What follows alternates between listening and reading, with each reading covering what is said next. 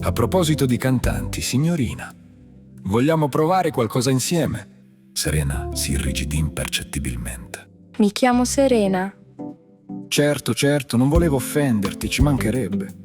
Saverio Ninni aveva il dono di dire le cose sbagliate con il tono di chi fa un favore, lo avremmo imparato presto.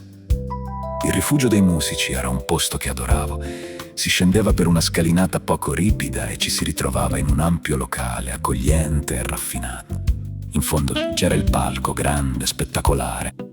Il gestore, Saverio Ninni, era un personaggio alquanto originale, sulla quarantina, naso adunco, occhi incavati, secco come un chiodo. Era un manager abile. Nel corso degli anni aveva organizzato concerti da tutto esaurito con musicisti di grande calibro della scena locale e nazionale. Serena mi aveva chiesto se secondo me era all'altezza di cantare lì. Le avevo detto di sì, e così eravamo scesi per quelle scale. La prima prova fu Feelings. Saverio seguì gli accordi con qualche errore, aspettando che Serena trovasse il coraggio di entrare. Quando finalmente ridusse a un livello accettabile la percentuale di stecche, provai col sax qualche passaggio di collegamento tra la voce e l'armonia. Saverio si fermò. Mi guardò con un'espressione seria e disse: aspetta, ripeté l'accordo. Poi annuì come se avessi appena risolto un problema che non esisteva. Parve piacergli abbastanza da spingerci avanti. 10 canzoni, 3 ore, poi ci fermammo. Bene ragazzi, non male per essere la prima volta, no?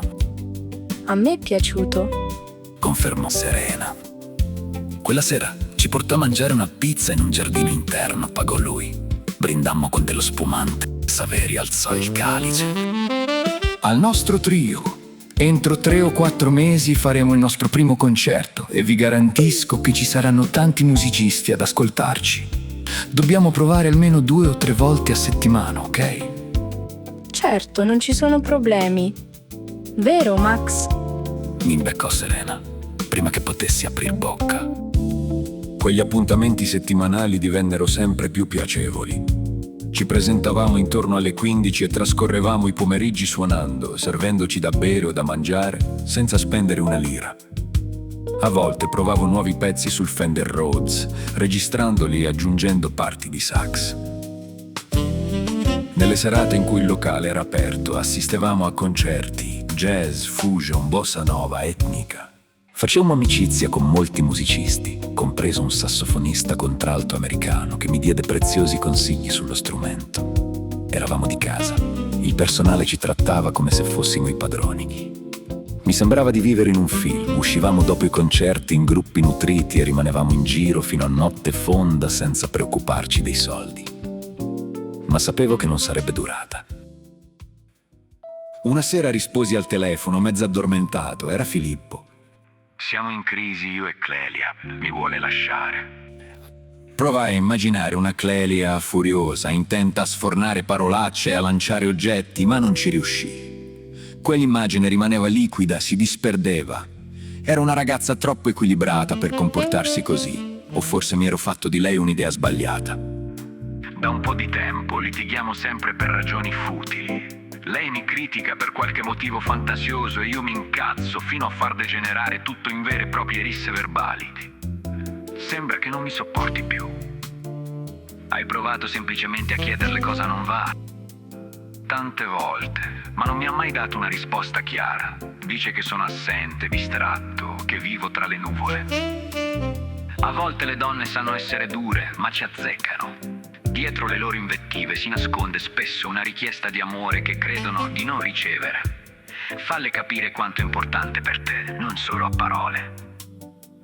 Pensai a Serena mentre lo dicevo, al fatto che anche tra noi le cose non erano sempre lineari. Stavo predicando bene e razzolando male, e lo sapevo. Hai ragione, Disse Filippo. Il resto me l'ero perso, assorto tra i miei pensieri. buona fortuna, fratello. Il concerto era fissato per giovedì sera.